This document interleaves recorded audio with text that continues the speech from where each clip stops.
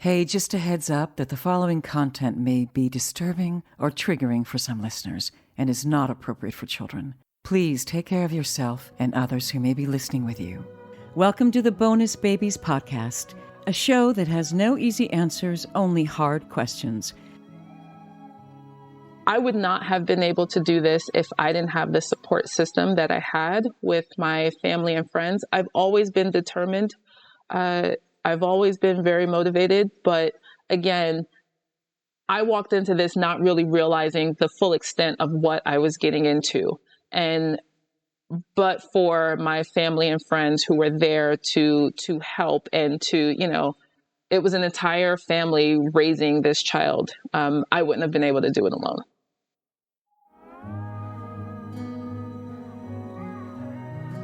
Can you tell me what you call the kids who you've cared for over the years? We feel that the children that we receive coming into our home are bonuses. So we call them bonus babies. I love that. This is your host, Jayne Amelia Larson, and I'm a CASA, a court-appointed special advocate volunteer for youth in foster care. Yeah, I know it's a mouthful. In the same way a CASA works, I explore all things in the foster care maze by talking to kids, parents, caregivers, attorneys, social workers, therapists, really anybody and everybody who will speak to me to keep the conversation open and the information flowing about all things CASA.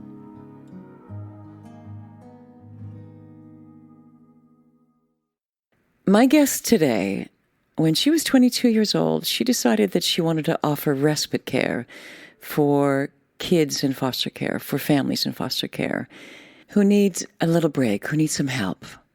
And she thought she'd, take care of a kid for a week or a month or something like that. But instead she met Ashleigh. She calls her Ashes when she was 11 years old. And Ashleigh ended up being in Anita's life for many, many years. In fact, they adopted each other when Ashleigh was 18 years old. And they're still in each other's lives. Ashleigh is also a guest on the podcast, episode 11. So you can hear both sides of their story that are pretty different sides, the side of the kid and the side of the caregiver. So it's pretty interesting. Hi, I'm here with Anita. Hi, Anita, hello. Hi, nice to talk to you. Okay, so thanks so much for doing this. And you have a really unusual story. I've never heard anything like it so far. You were 22 years old. Tell me what happened. So at the age of 22, I was also a Girl Scout leader and I love children. So I decided to research becoming a foster parent. I started looking into different agencies, state agencies, and also local private agencies, and I learned about respite care. And respite care is when you can help with a child in need, maybe over a short period of time, so for a weekend or maybe less than 30 days. You're 22, and you think about becoming a foster parent or doing respite care or anything like that. What was going on there? Are you just a super achiever or what? No, I know it sounds unusual. Yeah. But it really was, maybe it was a little bit of, I was a little naive, I think, at the time. In my mind, I had already graduated from college. I'd been out of school for a year. I had a 2-bedroom apartment. I had a Girl Scout troop. I had tried to work with Girl Scouts for quite some time. And then I was working with girls that were in the 4th, 5th, and 6th grade. And I really wanted to help a child. So I reached out to figure out how I could do that. And it was unusual for the agency as well. And I think after getting to know me and talking to me and then talking to some of my references, they understood that this was just who I am.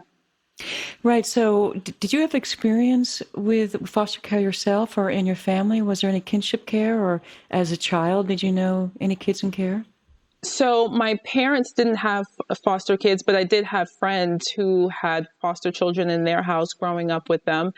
My parents, both of them, are dedicated to service. And so I grew up until the age of 18 being in Girl Scouts and helping the children's club of the Lions International, the Leos. I was a member of the Leos, and so also involved in church. So I always, service was always important in our family. And I just wanted to be able to do something where I could give back. And I love children, and so I wanted to help with children. Okay, so you're 22.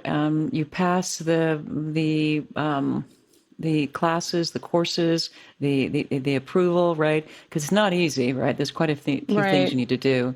Right. And right, so you're thinking you're going to take a kid for respite care, like for the weekend or for a week or a month. Right. So what happened?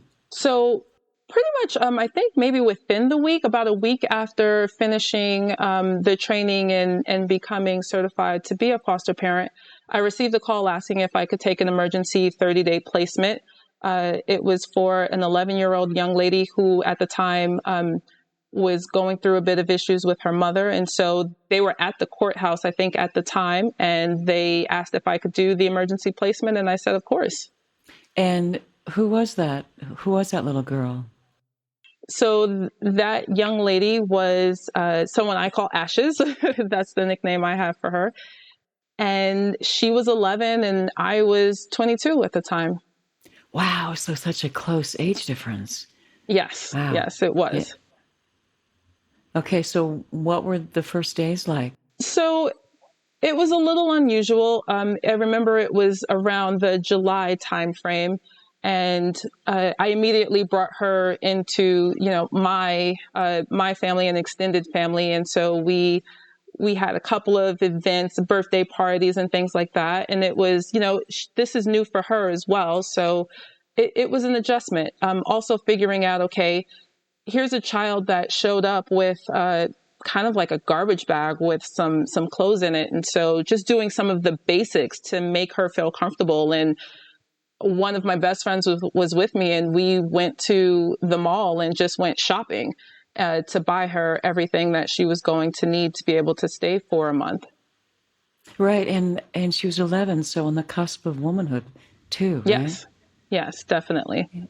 And how was her demeanor? Was she, I'm sure she was confused and probably angry and hurt or not? She was, I think she was, she can tell her own story, but from my perspective, she was maybe a little frustrated, a little confused. But also the end goal was that she was going home. So in 30 days, this was happening. This was short term.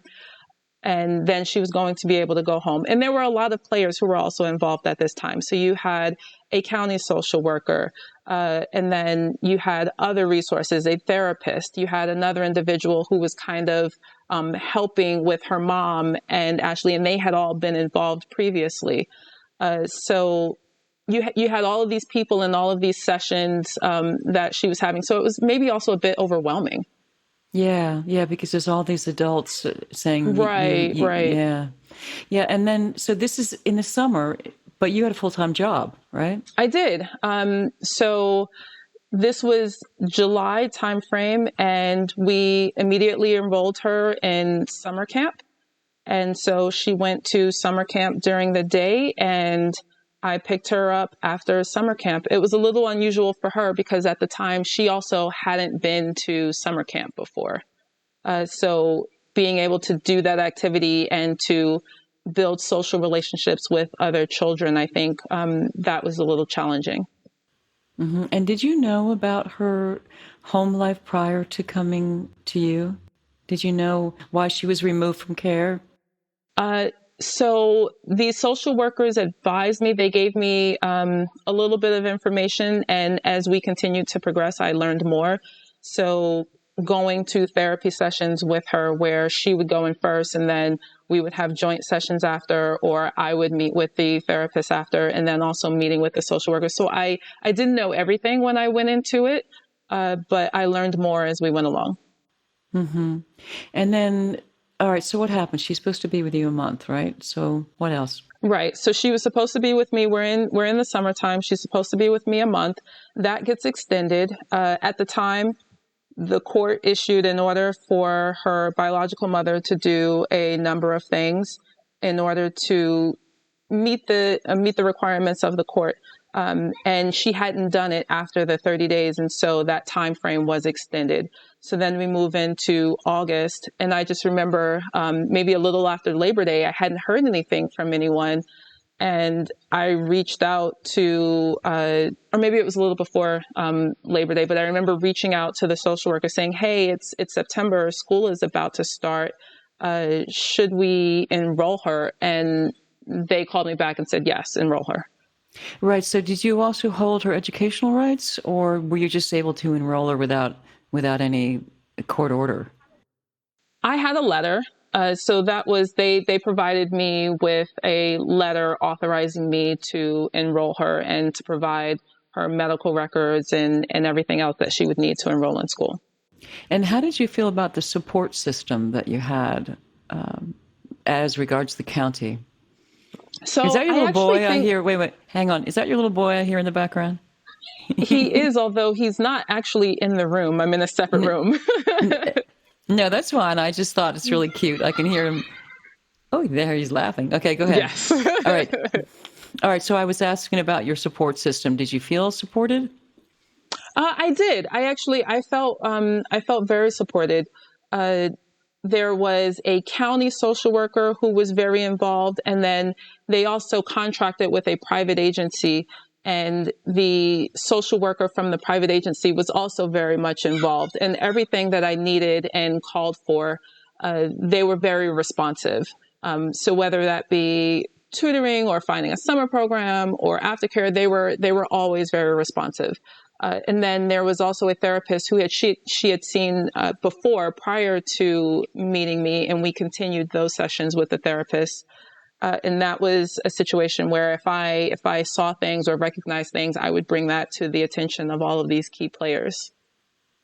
Right. So how did you see yourself in her life? Just as a caring adult, or an older sister, or a wannabe mom, or what? Right. I think initially, and especially since it was supposed to be a 30-day placement, I saw myself as kind of like a caring adult and also a big sister who was here, someone else who loved her and would take care of her and be there to help, be there for her. Right. All right. So then what else happened? Because I know there's a lot to the story. Right. So let's see. We're at the beginning of the school year. Ashleigh became a part of my Girl Scout troop. So that was also something that was a little interesting. She was a little older than the other girls, but, it was a way to try to build, again, social relationships. So we had her as part of the troop.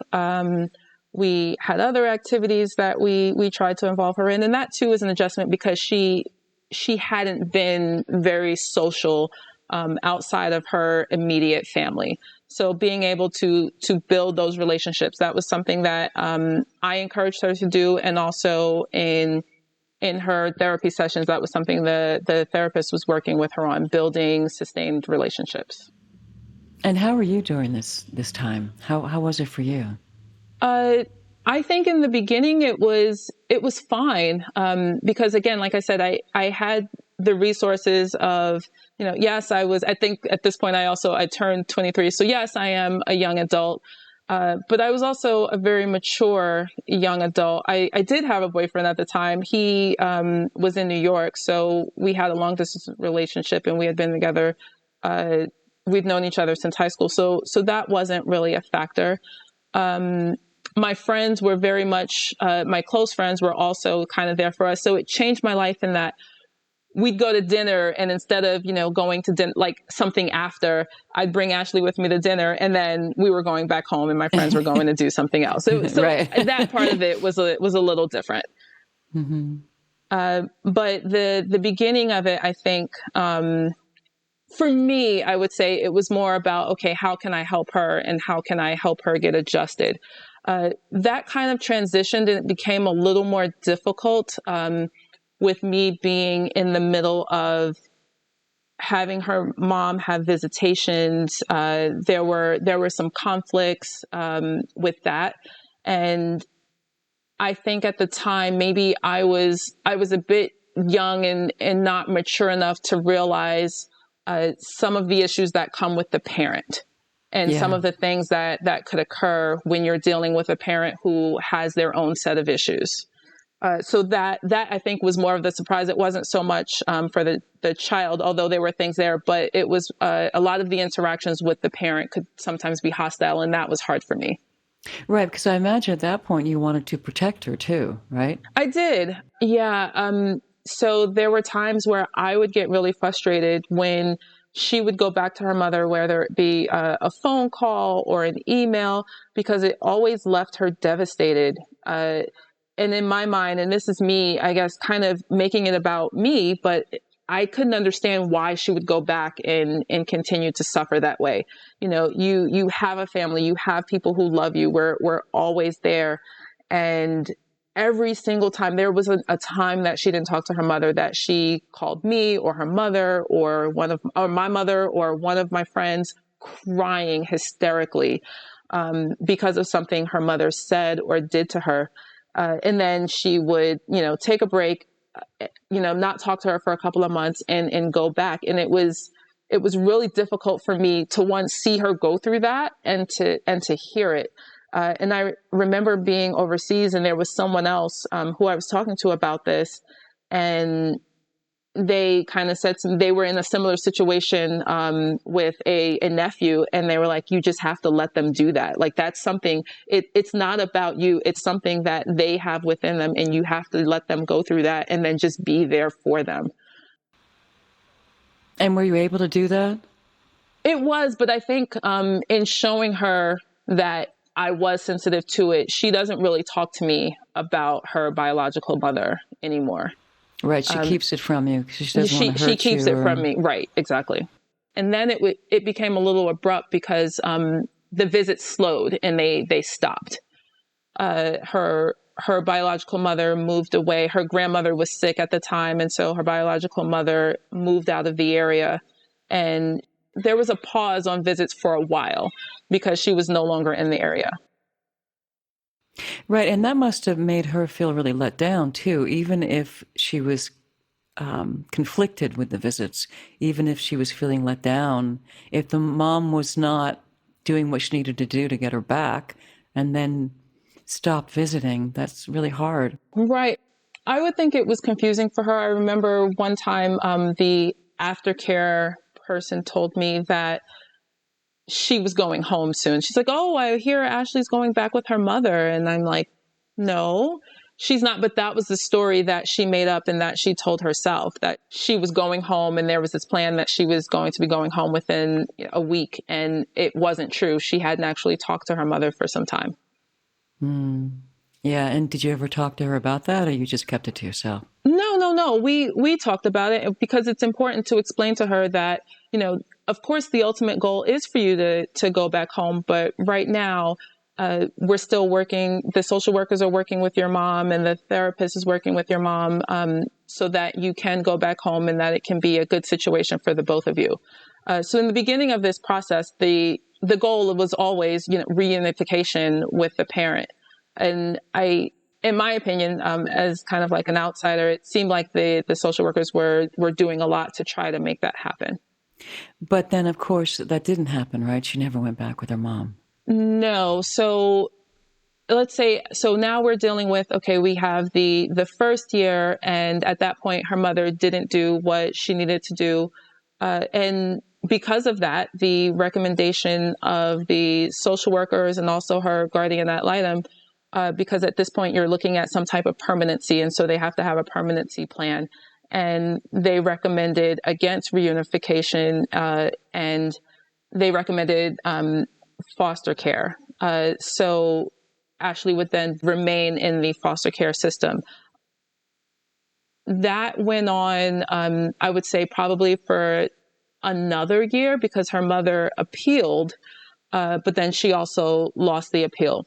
And at this point, we're now maybe a year and a half, 2 years in, and she's starting to feel things and see the difference in that the visits are sporadic. Maybe sometimes things were hostile. It didn't make her feel great. And so I don't think she, and again, you can ask her, but she wasn't as eager to return at that point in time. it was also a very difficult time for me. My goal, so now we're 2 years in, and I was about to start law school. For me, it was, okay, I signed up for a 30-day placement, and I love this child, and I want to be there, but I also have the goal of going to law school, and I was working as well. And so I had to be fair to her and also to myself, in that I, realized there's no way that I could be a parent, start off law school, and continue to work.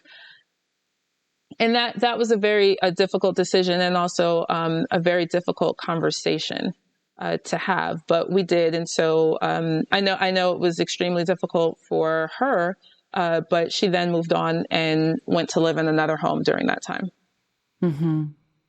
And she must have been really disappointed and also felt abandoned, even if she understood your reasons, right? Absolutely. I think no matter what, I could say or what I did, no matter what, it's going to be, well, here's a person who I've been with for the past 2 years, and she's abandoning me. She's turning on me. I wanted to make sure that she understood that was not the case, and I would continue to be there, and I would show her by actions, not necessarily just words. So I went to get Ashleigh. I mean, it was on a regular basis, on the weekends, during holidays. I took her on vacations with me.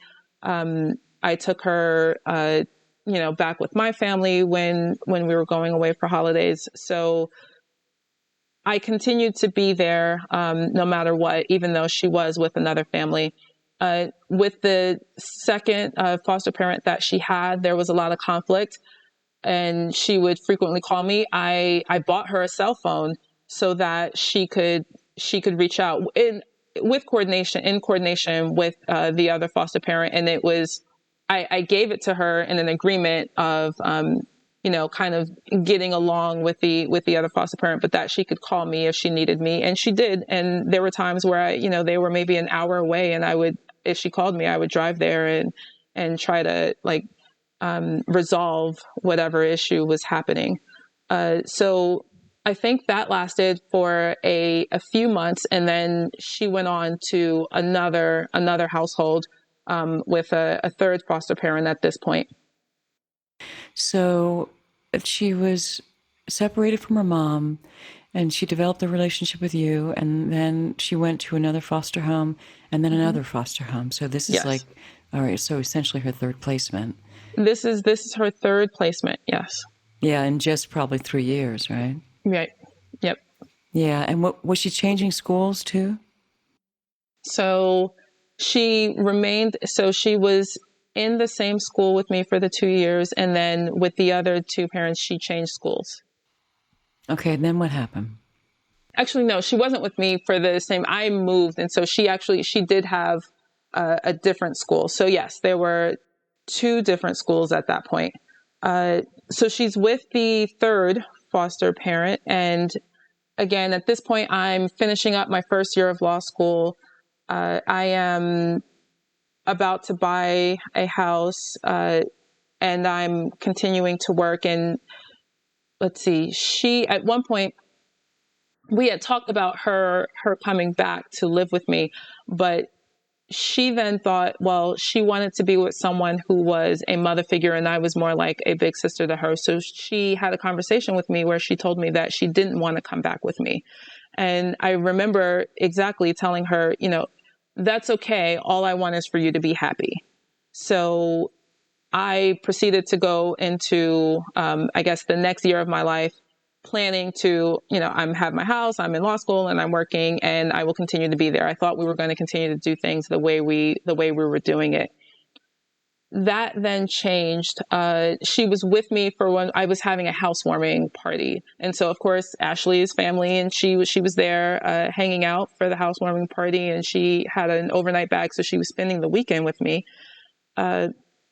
And I received a phone call from the third parent saying, actually, it wasn't a phone call. It was a voicemail message that she left, saying that she had left a message or she had talked to the social workers, but she wasn't going to be able to take Ashleigh back.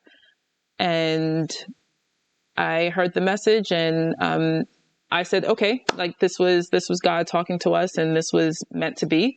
So I actually didn't tell Ashleigh that conversation happened at all. And I just said, okay, I think I've talked to the social workers and we've worked it out, and you're going to stay here. And she was okay with it? She was, I think, somewhere in between in the summertime, she had also changed her mind a little bit.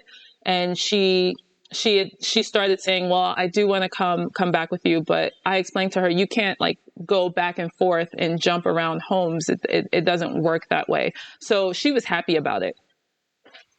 And how did you feel? Did you feel like, oh man, here we go. This is not it. At all. I felt like it was meant to be, like it was supposed to, this was, Ashleigh, I was always with her. Even the year that she lived in these other homes, it was me driving an hour to go and figure things out when she was having an issue, or taking her on vacations, or just going and having lunch with her. I was always there. I was still, at least in my opinion, I was still very present in her life. So no, it didn't feel stressful at all. And then you ended up what? Adopting her, right? I did. I adopted her later on after she turned 18, because her mother's parental rights. So she lost custody, but the way the system works, I think her parental rights actually hadn't been terminated. They made it permanent foster care, but her mother's parental rights weren't terminated. So when she turned 18, we had a conversation. At that point, she was going off to college in New York, and I was about to go overseas. And I wanted her to feel and to know that we were family. And, you can say that, but I wanted her to actually to feel it. And I thought that might help. So I had talked about it with the social workers, and they gave me a lawyer where we could do it easily if we both agreed to it. And so we did. So it was something that you felt you wanted her to have, like, to make everything more real, so that she knew that you were always going to be in her life. Yes. Yeah. And at that point, she's in New York, you're overseas, and your own family ended up becoming a support system for her, right? Oh, my family was amazing. Ashleigh was immediately family. And I give a lot of credit to social services and understanding and, respecting that and treating it that way. They did background checks and did everything on my parents so that, it was like Ashleigh going to her grandparents' house, and it was okay. I didn't have to be there. I could leave her with her grandparents, and they did that. She went to New York for a summer. The summer I was studying for the bar. Ashleigh spent the summer. My dad took the train out to where we were and took her back. And the social workers visited her there. They visited with her in New York while they understood, like, okay, Anita's studying for the bar. And so they had did their visits with her in New York, and she spent her summer with her grandparents. It sounds like you had such a good team, and that's so often not true, unfortunately. I did. I had my parents, my sister, my best friends. I had a huge network of people who were there to support. And even in the high school years, it wasn't always easy. And she and I had that, like, although I'm 11 and a half years older than her, so maybe she called me her sister at that time, but the dynamic was very much, I think, parent and child. And so when we didn't agree on something, or when we had conflicts, my friends would come over and they would step in and they would talk to her. And I encouraged that, and I appreciated it, because she had several people she could call and go to when she was frustrated and when she felt like I wasn't getting it and I didn't understand. And they wouldn't tell me, like, if there was something that was drastic, they would come to me. But otherwise, she had people, and she still has those relationships with them. She still calls them. If she's frustrated and she doesn't want to come to me with it, she goes to them. We're a family. So I have a great network of family and friends who immediately, Ashleigh, I brought her in as a foster child, but she was family. It was not, we actually didn't even like to use the term like foster child. Ashleigh's my daughter. At the time, I think because we were young and I was young in age, it was a little weird for her explaining it to people. And so she would say my sister. Yeah. And that's fine, but we're family. Right. And you're married now and you have other kids. I am, yes. So I'm married now about going on 6 years, and we knew that in having this ceremony, we never wanted her to feel, even though she's, I think at that point, she's like mid-20s, but we wanted to make sure that she knew, all right, this bond isn't going anywhere. You're still part of the family. And so we had kind of like a unification ceremony where my husband also had 2 children prior to us. And, we all held hands and we said vows to each other. And she's in her mid-20s and she took that very seriously. We joked that, she was looking at both of our eyes as we said our vows to the children. And she, my husband's oldest daughter was kind of like, yeah. But Ashleigh was really paying attention and into it. And we were a little concerned on how she might feel when we had a child together, the son you heard in the background. But there were no concerns. She dotes on her younger brother. And I mean, there are times where she calls me and she doesn't want to talk to me. She wants to talk to him. She's like, how's my brother doing? Send me pictures, send me videos. She came out here during the pandemic to help out and take care of him when I was going back to work. So she loves her younger brother. And actually just earlier, she texted me and asked how her stepsister is, how's she doing in college? 'Cause she just started college. So you have this blended family. She's still part of it, right? She's still in your life. Of course. Mm-hmm. And as you know, I'm hoping to talk to her as well. Yes. And I think that it looks like it might work out.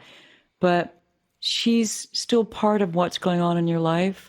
Or is it that now she's just moved on with her own adult life the way adult kids do? And no, I think she's still very much a part of our lives. I'm no longer on the East Coast, so of course I don't see her as often, but she's in the same state as my parents. She has her keys to the house. And for example, during the pandemic, she walked maybe about 5 miles to bring them groceries.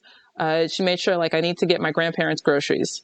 Wow. She and my mom are like that. They are very close. And, she'll come over to the house and she'll cook, she'll wash vegetables, she'll clean, and then she'll go back to her apartment. She's a young adult. So she's living that life. And that's not to say, I'm sure there's still struggles that are there. I think there are struggles that will always be there. I think that's something that I learned through this process, and I had to learn and respect. I thought, okay, well, we're going to sign on the dotted line and this will really show you this is your family. You don't have to think that we're going to abandon you or that you don't belong. And I can't control her feelings, no matter what. She's been through some things. And although it's been 20 years now, almost 20 years, that's still there. And I can't change that. The only thing I can do is listen and continue to be there. Yeah, and also continue to love her, it sounds like, too. Absolutely. What would you say to somebody who's 22 years old that was thinking about perhaps helping out a kid in care the way that you had thought that you'd be doing?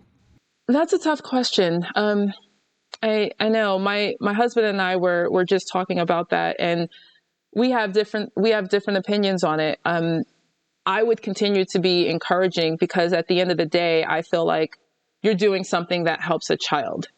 I understand there might be an opposing view to that, whether it's, is it, a shortcoming, or is it that you're not giving your all because you are so young?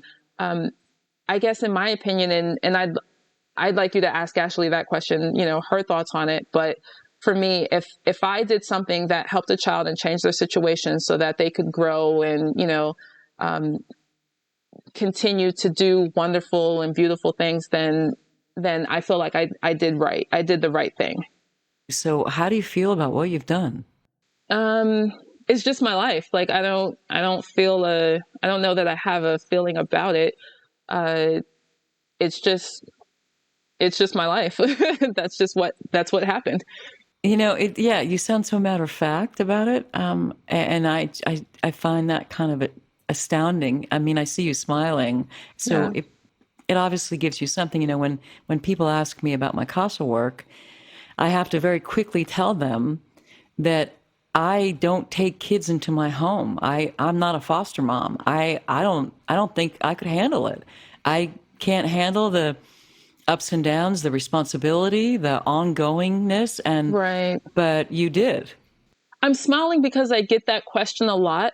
Um, I guess I have I have heartburn, or it's difficult for me to say like, oh well, I did this amazing thing and I helped a child, because it wasn't like that. Like I went in helping a child, but I think we helped each other. I became a woman being a parent to her. We for so long it was just the two of us, and so we had our ups and downs, and continue to, I think, as mothers and daughters do. But it's just my life. Like, I don't think it was anything so great that I did. It was something that I did. I do think it was a good thing if it helped her. But I think we helped each other. We continue to do that. That's a really beautiful thought, that by you extending yourself, your home, your care to a kid that needed it, you actually got a lot out of it. People talk about that all the time. Absolutely. Absolutely. It's funny. There are times where I get frustrated and she knows me, like, how my sister might know me or my husband might know me. Like, she really knows me. And so there are times where I come to her crying because I'm frustrated about something. So it's a mutual thing. That's really nice. Yeah.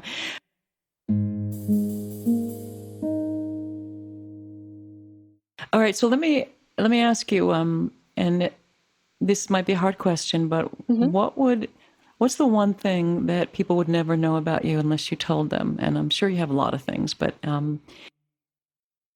is there something about you that people would never know unless you told them? I think I might come off as being very outgoing, and I join a lot of groups, and even at work, I'm trying to be personable and mentor, but I think I have times of actually where I'm a little shy.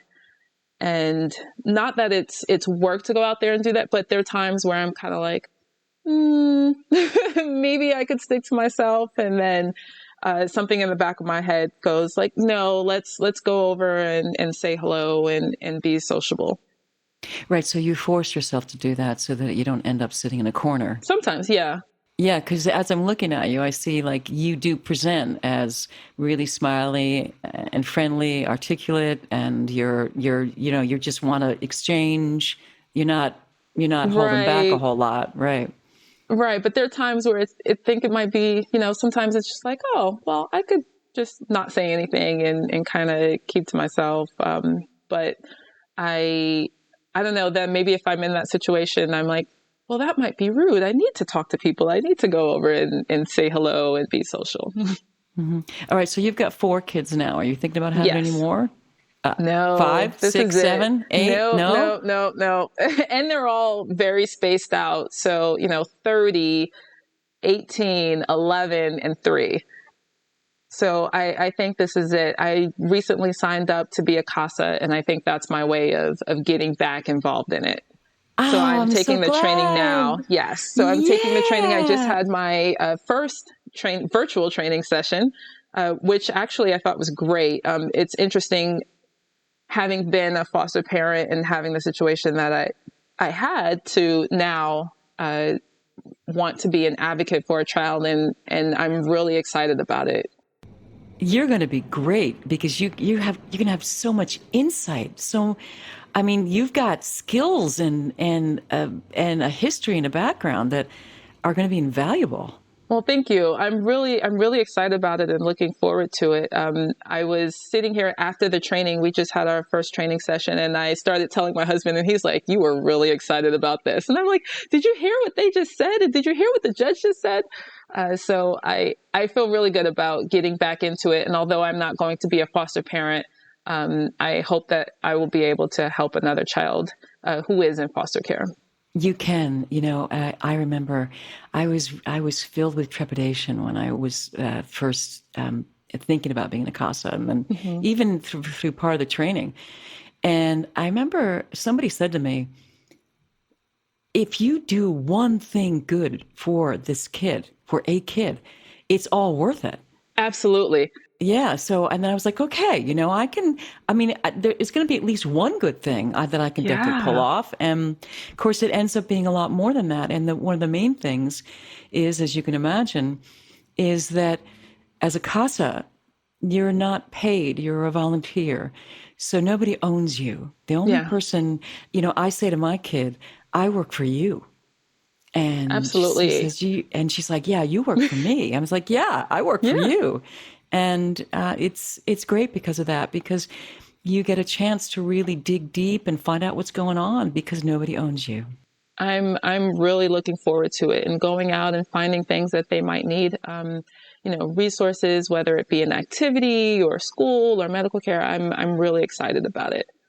I'm so thrilled you're doing it, Anita. You're the first person that has told me in a long time that they're going to be a CASA. I mean, I know they're recruiting and they're always, there's more people, especially if they've needed them a lot during COVID. But you're the first person I'm talking to that's like, yeah, I'm going to be a CASA. Like, wow! Yeah, I'm surprised I don't see more people doing it. And I already told someone, I'm like, all right, I'm going to help them with recruitment. I'm going to bring some others into this because I know it's needed. That's really great. And as you said, Ashes did have a guardian ad litem, which is the same thing. They just call that in a different state. And so you probably knew a little bit about it just based on your own experience, or was it not? So when I told Ashleigh that I was going to do this, she said, and she named the person who was her guardian ad litem. And I think the CASA, at least in this sense, is a little bit different because her person would call right before it was time to go to court. And she might take her out, or maybe she, did it over the phone, but she didn't really talk to her other than until it was time to go to court. And it was like an inside joke between the two of us, like, oh, it's court time. She's going to call right now. She wasn't doing the work. Yeah, she wasn't doing the work. No. So I hope it's not like the experience that I had. And when she got into the courtroom, I mean, her reports were great, but she only talked to her right before court. Yeah, so I think I'm looking forward to doing more than that. Okay, I have one last question. So what is it about you that enabled you to do that? And I know you said it was service. I was raised in a family that supported that. But what the hell was it that allowed you to do that? Because most people don't have that, Anita. Yeah, that's a tough question. I think I would not have been able to do this if I didn't have the support system that I had with my family and friends. I've always been determined. I've always been very motivated. But again, I walked into this not really realizing the full extent of what I was getting into. But for my family and friends who were there to help and to, it was an entire family raising this child. I wouldn't have been able to do it alone. And also with the great social workers and the therapists who were also very much a part of it. It was like we had this huge network of people who were all in it together. So there's nothing special about you. I mean, is it special to, have a love for children? I don't think so. I think everyone does, or a lot of people do. You want to do good things. So it's just me. I mean, right now, if you could, talk to me and say, okay, well, you're going to be a CASA, and then can you also help and do this? I would try to do it. Well, listen, I'm so proud of you for what you've done. I think I really can't wait for people to hear this, to the kind of effort you've made, the commitment you've made, and now you're going to do more too. I mean, well, thank you for doing this. Foster children, again, have been near and dear to my heart, and I think a lot of times they're forgotten about. especially when children age out, when they turn 18 or even 21. A lot of us are not adults when we turn 21. And so it's really important to understand foster children and what they go through and the process, and anything that we can do to help is important. So thank you for doing this podcast. Oh, that's great. Thank you, Anita. Thank you. Thank you. Thank you for telling us your side of the story, Anita, and for also landing home that it takes a village. It takes a lot of people. A lot of people are needed to take care of kids who come from a broken home or a troubled home, or who have experienced great trauma and need to be removed from their home. And thankfully, there's people like Anita that have stepped up to do that work. And the more people out there like Anita, the better things would be for all of these kids. And they deserve it. They deserve our help. If you see something, say something. If you suspect that a child's health or safety is jeopardized in any way by parents or anyone else, contact the Child Protective Services Agency in your county. 24-hour hotlines are staffed by trained social workers who will help you through the process, and you can do so anonymously. In California, you can call the Child Protection Hotline at 800-540-4000. So if you see something, say something. You might be saving a child's life. If you want to know more about becoming a CASA anywhere in the country, go to nationalcasagal.org. And in LA, casala.org. And if you want to know more about becoming a foster parent, check out National Foster Parent Association at nfponline.org. There's also faithfosterfamilies.org and adoptuskids.org. There's a ton of other information online as well. Just hunt around. I want to thank the supremely talented Christina Apostolopoulos for her beautiful music, Eferisto. To hear more of her music, go to Spotify and Instagram at Christina Aposto. That's ChristiNaaposto. I know you want to. Her stuff is really great. And thanks to my audio producer extraordinaire, Marcos Campito. I'm glad I found you. Thanks for listening, and if you like what you hear, please rate us and hit subscribe.